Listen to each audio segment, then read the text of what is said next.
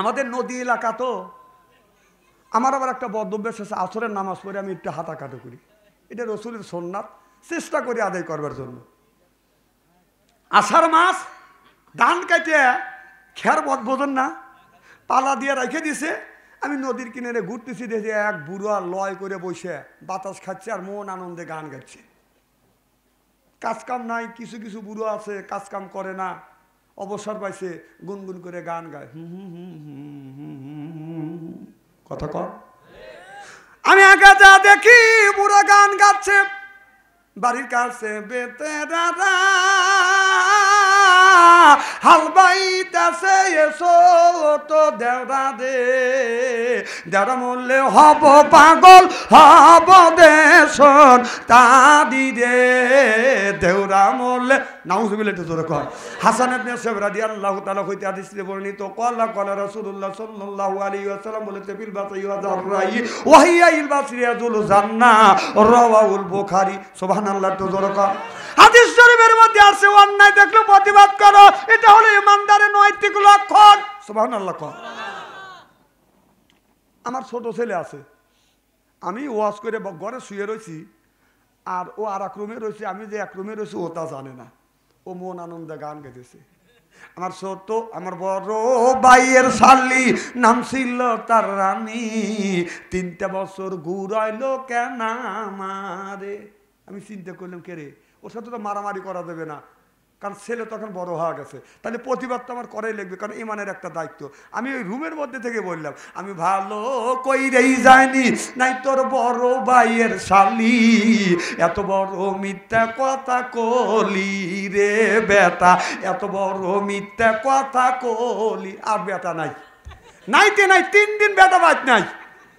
ওকে আমি হাত দিয়ে মারি নাই, আতুর দিয়ে পিটছি। কথা কয় না, কথা কয় না, মাল্লিকে মারা হয় নাকি। আমি চাচার কাছে যা বললাম, চাচা এত সুন্দর গান জানেন, বাতিজা আরো ভালো গান জানি। ওই বুড়াকে আমি কি কই, তো বললাম, চাচা আমি একখান গান গাই।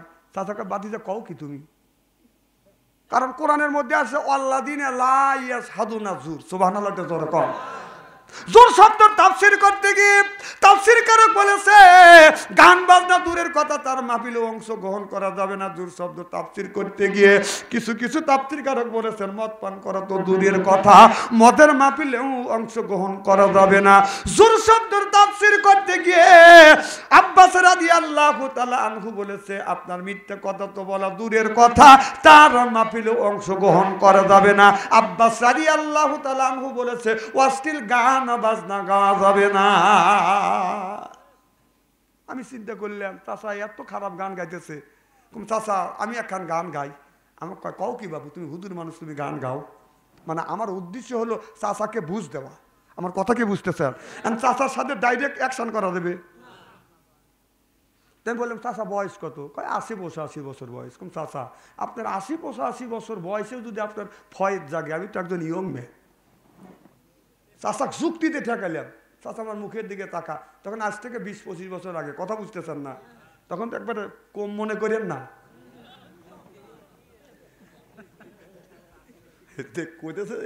নিজে দেখতেছি আমি আগেও যেমন এখনো তেমনই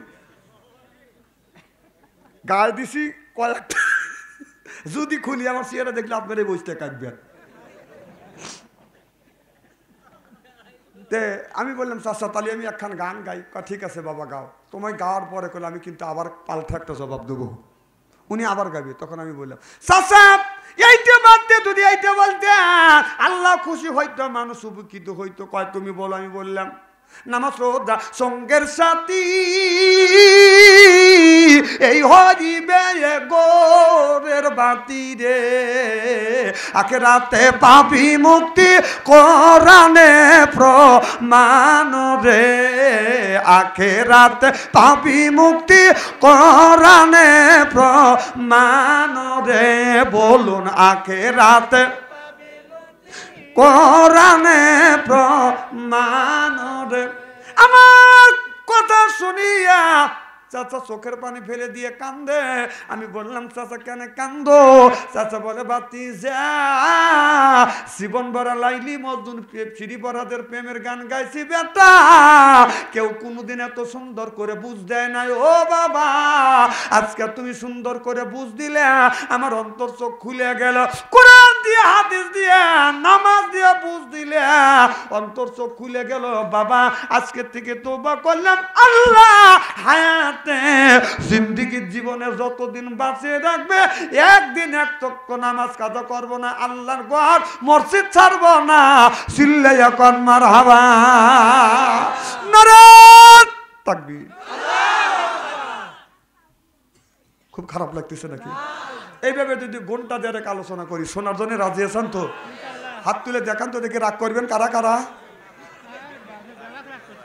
না না, বুঝেছি আপনাদের মন মানসিকতা খুব ভালো আছে। যারা হাত তুলছেন, হুজুর তুলছে তাই মোহাব্বতে তুলছেন, আর যারা তোলেন নাই বুঝে তোলেন, অতএব দুই দলই ঠিক আছে। চাওয়ার মতো চাইতে হয়, চাইলে আল্লাহ তারে দেয়। ডাকার মতো ডাকতে হয়, ডাকলে ময়লা সারা দেয়। মারাবা একটু যেরকম বলুন, চাওয়ার মতো চাইতে হয়, চাইলে আল্লাহ তারে দেয়। ডাকার মতো ডাকতে হয়, ডাকলে আল্লাহ সারা দেয়। মারহাবা বললেন না? আমার ভাইরা আমার, চাওয়ার মতো চাওয়া যদি যায়, চাওয়ার মতো যদি চাইতে হয়, আর যদি চাওয়ার মতো যদি চাইতে পারেন, আল্লাহ বলে বান্দা চাইবে তুমি, আর দান করব আমি আল্লাহ। এখন মার কাছে কোনো ছেলে, বাবার কাছে কোনো ছেলে যাও, যদি বলে বাবা আমাকে মোবাইল দাও, বাপ যদি দিবে? ওই ছেলে চিন্তা করে, না না, তাস মোবাইল দাও, ভয় খাও না, আর আমাকে দিয়ে ভয় খাও। ভয় খাইছে বলে হুজুর। আমার ভাইয়ের আমার, মোবাইল যখন টাচ মোবাইল চায়, মা বাবা ধমক দেয়, ছেলে যদি কোনো কথা না বলে আর কি মোবাইল দিবে? টাচ মোবাইল না দিলে সে বিষ খাইয়া মরতে চায়, ফাঁসি দড়ি হাতে নিয়ে মা বাবারে ভয় দেখায়। মা বাবা ভয় পায়ে ফোনটা দিচ্ছে কি নিয়ে, এইভাবে ইমান কি আর রাখা যায়? কি বেদিয়া চিনল সোনার বাংলায় বন্ধুরে, কি বেদিয়া চিনল সোনার বাংলায়। ছেলে আমার খায় না খাবার, কথা কয় না মার সাথে, টাচ মোবাইল না দিলে সে রাগ করে বসে থাকে। এইভাবে ইমান কি আর রাখা যায়? কি বেদিয়া চিনল সোনার বাংলায় বন্ধুরে, কি বেদিয়া চিনল সোনার বাংলায়।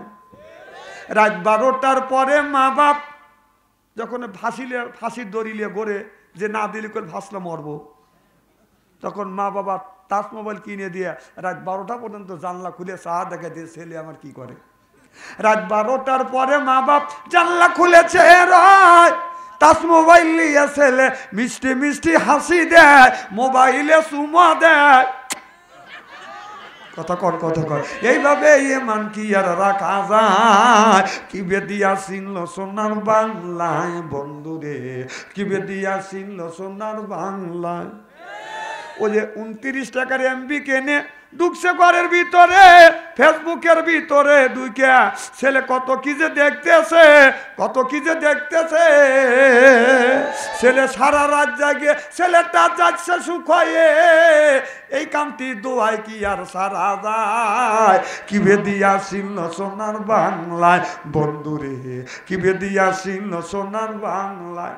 ওই যে 29 টাকার এমবি কিনে ঢুকছে ঘরের ভিতরে, ফেসবুকের ভিতরে ঢুকে কত কি যে দেখতেছে।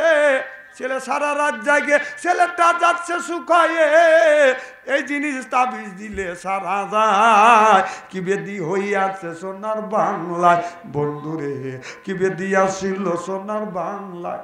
আল্লাহ নবী 1450 বছর পূর্বে রসুল বলেছে ইয়ার ফলিন বিদ্যা উঠে যাবে। ভালো করে শুনেন, রসুল বললেন ইয়ার ফলিন বিদ্যা উঠে যাবে, ইয়াকসুরুল জাহিল জাহিলিত বর্ষিত হবে। 1450 বছর পূর্বে রসুল বলেছে, সেই জিনিসটা বাংলার জমিনে এখন বাস্তবায়ন হচ্ছে। চিল্লে কম ঠিক কিনে? সে কই 1450 বছর পূর্বে বলে গেছে, এখন তার প্রতিফলন করতেছে। কথা কার? আল্লাহ নবীর। সুবহানাল্লাহ। ওয়ালাইকুম আসসালাম। হ্যাঁ, কেমন আছে?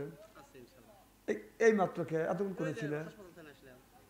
আচ্ছা, তোমার চশমাগুলো আমার কাছে আছে, আমি খুব ভালো দেখতেছি। হ্যাঁ, এই যে এ দিল কেটা দাদু? আব্দুল মতিন।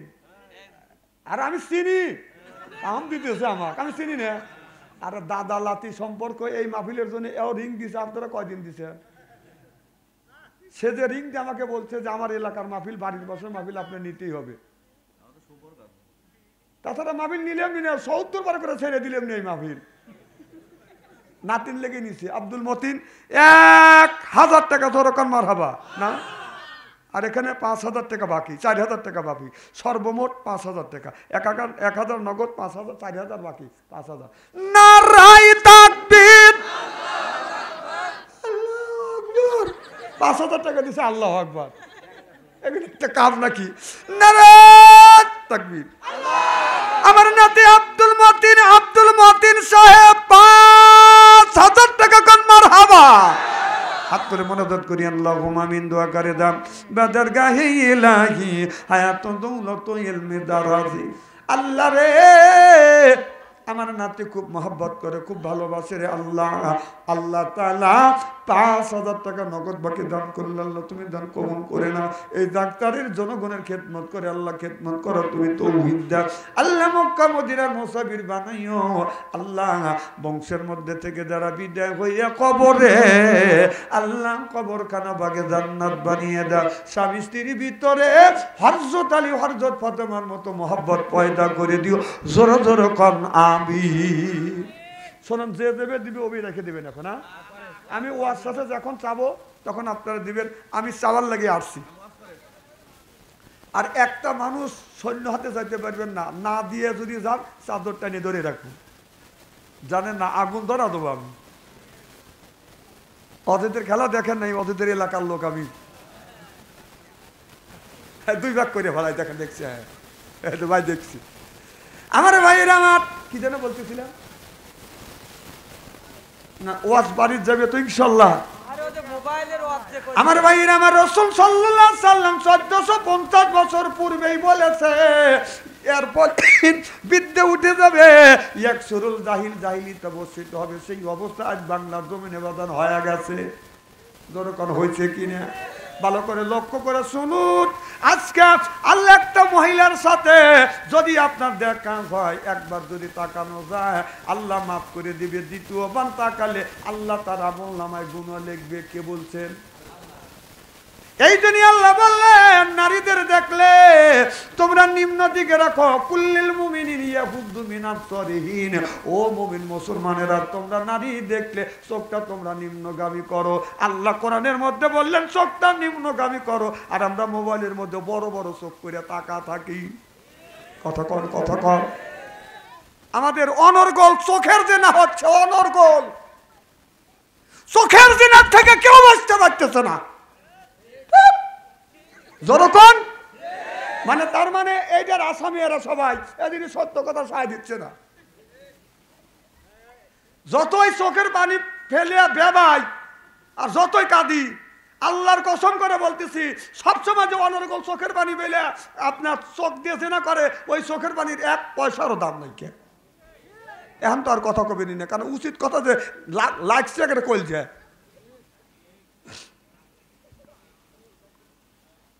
ডাক্তার ভাই, জিনিসটা আপনাদের মনে আছে, যুবকেরা বুঝবে না। আজ থেকে ৮৮-র আগে চিন্তা করে দেখেন, তারও আগে দেখেন, ইরিদান হইতো না, পাট বুনতো, তিল বুনতো, আমন বুনতো, বৃষ্টি হইতো না, ছাই হওয়া যাইতো। আপনার দাদা, আপনার বাবা, আমার দাদা, আমি তখন ছোট্ট ছিলাম, মাঠের মধ্যে যা শত শত মানুষ, হাজার হাজার মানুষ নামাজ পড়ছে কিনা, যতক্ষণ পড়ছে কিনা, হ্যাঁ সেই কথাটা আমি বলতেছি। তারা সূরা ফাতিহা ভালো করে পড়তে পারে না। এদিক তাকান, অশুদ্ধ হয়েছে, এখন শুদ্ধ করে পড়বার পরে তখন দোয়া করে করে আল্লাহর কাছ থেকে বলছে, আল্লাহ যতক্ষণ বৃষ্টি না দিবে তোমার দরবার থেকে হাত নামাবো না। তখন দোয়া করছে, বৃষ্টি নামছে, এখন নামাও। তাদের তো সূরা ফাতিহা শুদ্ধ হয় নাই, আর তোদের আমাদের তো এখন খুব পরিশুদ্ধ করে আমরা বিশুদ্ধভাবে কোরআন তেলাওয়াত করি, দোয়া করে বৃষ্টি নামা এক সালারও ক্ষমতা নেই। কারণ অনর্গল চোখের গুণ করতেছে। এই কথা বলিতে বাচ্চা অন্তরি ভালো না। কি খারাপ লাগতেছে নাকি? শুরু করিনি, কেবল করব। আচ্ছা, আমি কি কোনো ভূমিকা টানছি নাকি? সরাসরি ওয়াজে গেছি, অনেক বক্তা ভূমিকার কাছেই যায় নাই, ভূমিকাই শেষ হয় নাই। আর আমার কোনো ভূমিকা লাগে না, সিহার আছে।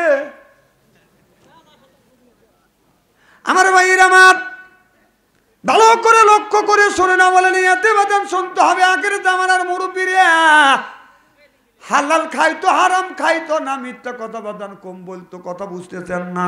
মাঠে যায় নফল নামাজ পড়ছে, এইরকম করে দোয়া করছে, আল্লাহ তুমি যদি বৃষ্টি না দাও, আল্লাহ জমিন থেকে বৃষ্টি যদি না, জমিনে বৃষ্টি যদি না দাও, ফসল হবে না। ফসল যদি না হয়, আল্লাহ কি খাবো, কি খাইয়া তোমার ইবাদত বন্দেগি করব।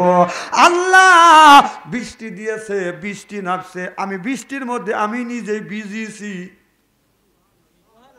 এ মুরব্বী বাবারা কথা কর, কথা কি অবাস্তব বলতেছি? বৃষ্টি নামছে কিনা? আজ আমার থেকে শুরু করে বাংলাদেশ নয়, গোটা বিশ্বের মুসলমানেরা আপনার ফিলিস্তিনের জন্য দোয়া করতেছে, আল্লাহ ফিলিস্তিনের মুসলমানদেরকে বাঁচাও। আপনারা বলুন ফিলিস্তিনে বোম বন্ধ করো, আপনারা বলুন ফিলিস্তিনে বোম কি বন্ধ হয়েছে? বন্ধ হয় নাই। বৃষ্টির মতো অবিরত বাদান বোম পড়তেছে, আমাদের দোয়া কবুল হচ্ছে না। কেন কবুল হচ্ছে না? আল্লাহ বললেন কুলু মিন তৈয়বাতুন মা রাযাকনাকুম, আগে হালাল খাও, এরপরে ইবাদত করো। এই ইবাদত কবুল তো করবে কে? এই যে মাওলানা সাহেব আছে, আল্লাহর কসম করে বলতেছি, হালাল না খাইয়া ইবাদত যদি করেন আল্লাহর দরবারে কবুল হতে পারে না, হওয়া সম্ভব না। জোর কোন ঠিক কিনা? আচ্ছা, একটু আগা আগা বসে দেখি, বসার সুযোগ করে দেন। লা ইলাহা, আর পিছনে বসার কিছু জায়গা করে দেন, টাকা আছে। লা ইলাহা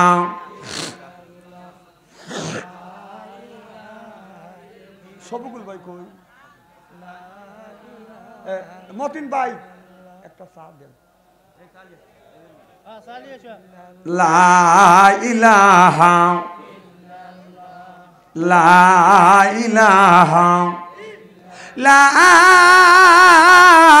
ইলাহা ইল্লাল্লাহু মুহাম্মাদুর রাসূলুল্লাহ সাল্লাল্লাহু আলাইহি ওয়াসাল্লাম। আমার ভাইরা আমার, এজন্য অনুরোধ করব, হারাম খায়েন না, হালাল খাবেন, ইবাদত করবেন। ইবাদত তো কবুল করবে কে?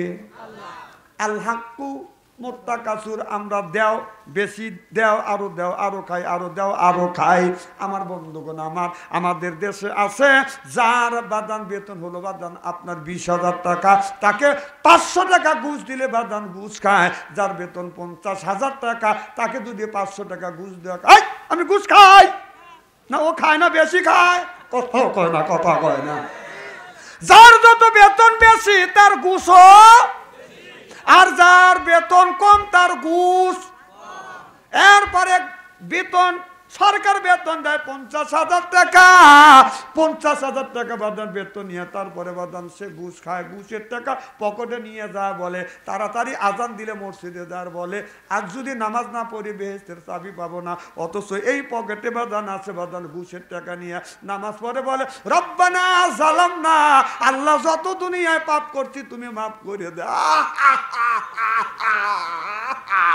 আল্লাহ কয় তুই ওর কান্দা, তোর বেবানিয়ার 5 পয়সা দাম নাই। কে ঘুষের থেকে পকেটে নিয়ে বেবাও।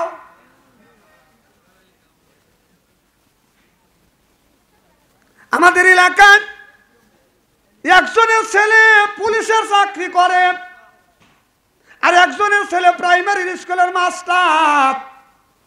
প্রাইমারি স্কুলের মাস্টারটা ঘুষ দিবে, কে মরবে লেগে? হ্যাঁ। আর একজনের ছেলে বাদান কোরআনের হাফেজ, 30 পারা কোরআনের হাফেজ আলেম।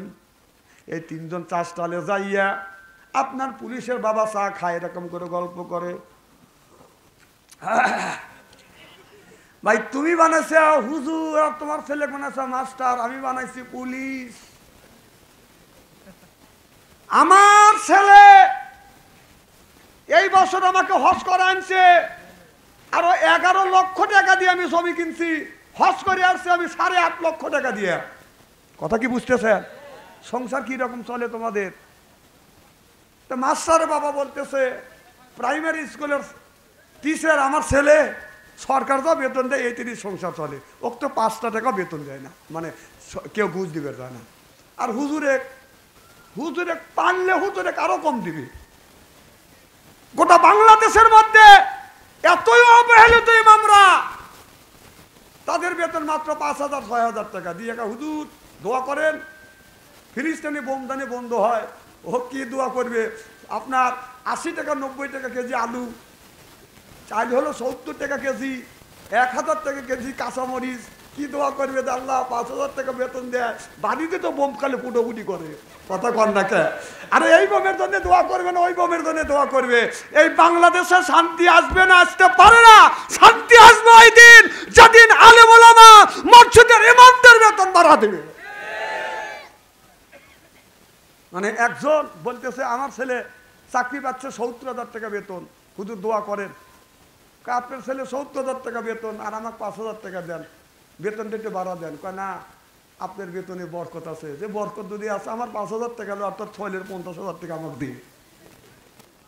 হুজুর কারো বরকত আছে, ওদের বরকত নাই। দেখেন তারপরেও 5,000 টাকা বেতন দিয়ে হুজুররা চলে কি রাজার হালে? রাজা এরকম করে চলে না। কথা কন না খেয়া? আরে তুমি যতই ঘুষ খাবার যতই প্রেসিডেন্ট হও, একটা গরিবের ছেলে ইমামতি করে, মার্সেনের ছেলে ইমামতি করে না। কথা কন? কিন্তু তুমি যত বড় ধনী হওয়ার যতই স্ট্যাটাস দেখাও, গরিবের ছেলের পিছনে যায় একটা দায়িত্ব বেহেজেল। আমরা ইচ্ছে করলে কত মানুষের সাইজ করে রুকুত দেয়, কত মানুষের সাইজ করে দিছি।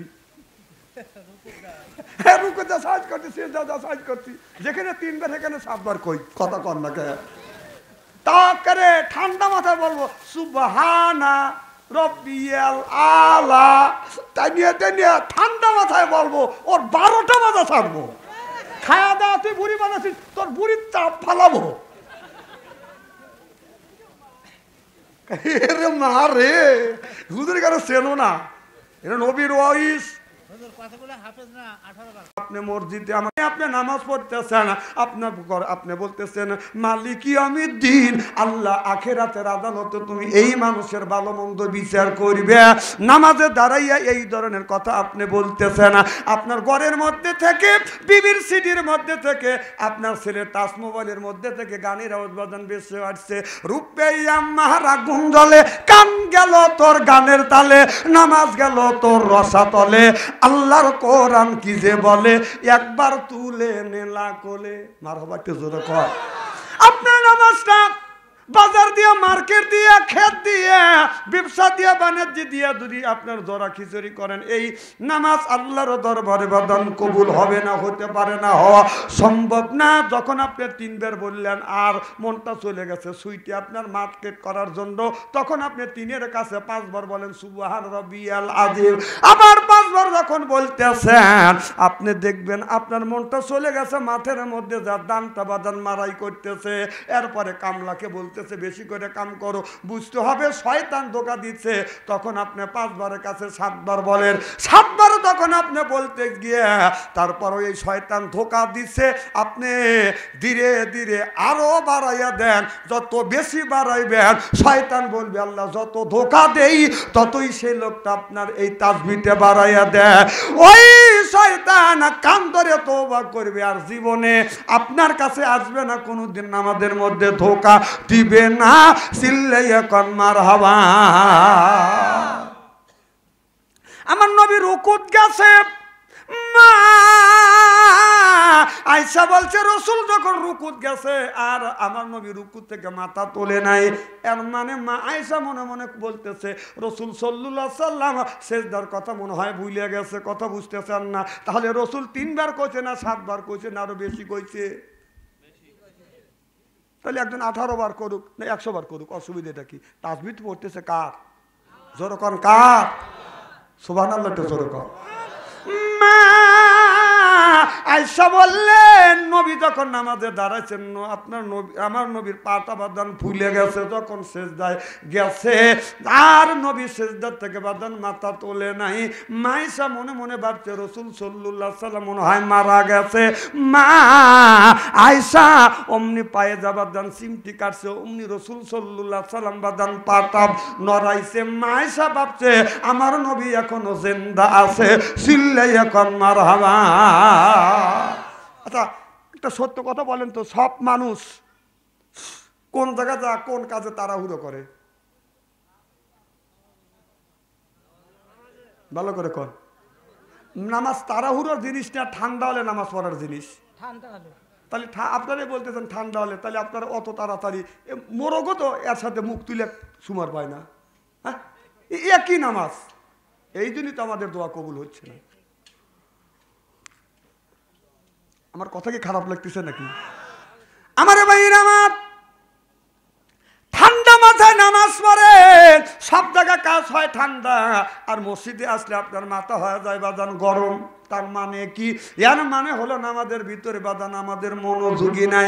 আল্লাহ বললেন ইন্নাস সালাতা তানহা আনিল ফাহশাই ওয়াল মুনকার, নামাজ পড়লে অন্যায় অশ্লীল কাজ থেকে এই নামাজ মানুষটাকে বাদান ফিরিয়ে আনে। চিল্লাইয়া কর মারহাবা। ইন্নাল ইনসানা কাফুরা ইন্নাল ইনসানা লা ইয়াদগা, এই মানুষ জাতি হলো অকৃতজ্ঞ জাত, ভুলে যাওয়ার জাত। আল্লাহর নাজ নিয়ামত খায়, আল্লাহর জমিনে বসবাস করে, এরপরে আল্লাহর হুকুম বাদান মানে না। কুকুর দেখছেন আপনার কুকুর খায়, এরপরে মালিকের বাদান আপনার মালিকের গুণগান গায়, আর আমরা মালিকের খাই মালিকের গুণগান বাদান গাই না। কথা কম।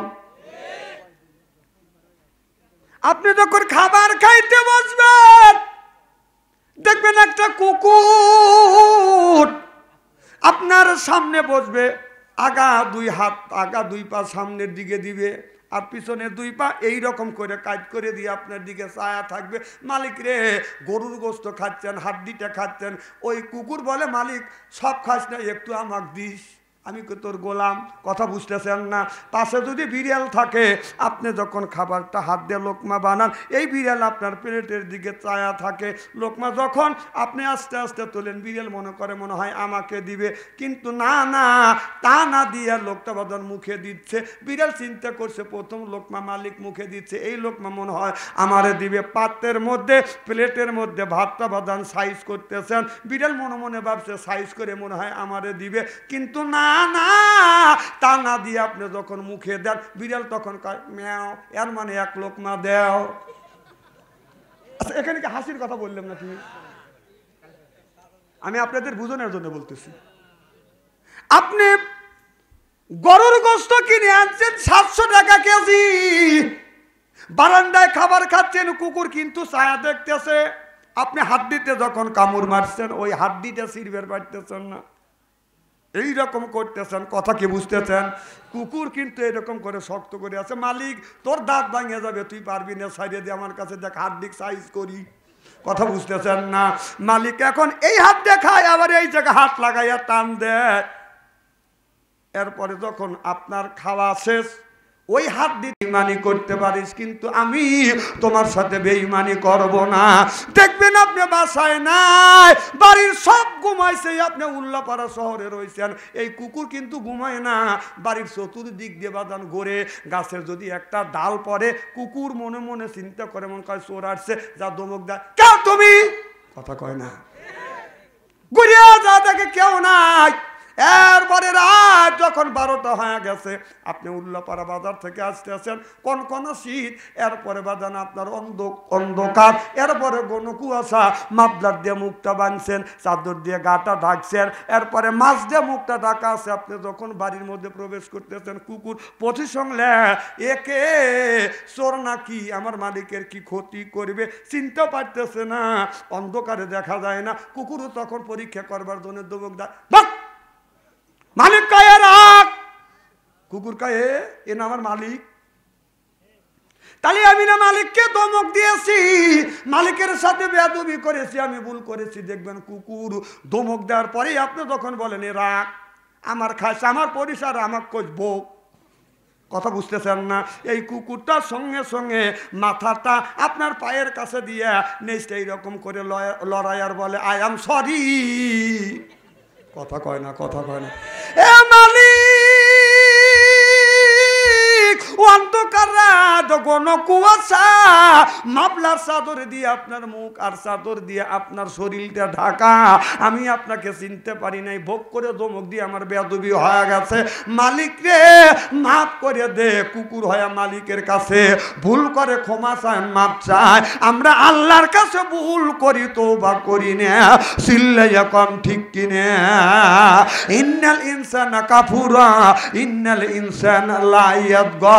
মানুষ জাতি ভুলে যাওয়ার জাত, অকৃতজ্ঞর জাত। আল্লাহ বলে বান্দারে আমার জমিনে বসবাস করো, আর আমার রিজিক খাও, আর আমার গুণগান গাইবে, কিন্তু আমার রিজিক খায়া শয়তানের কেন মন জোগাও। আল্লাহ বলে বান্দাই আমার রিজিক খাও, শয়তানেরও মন জোগাও।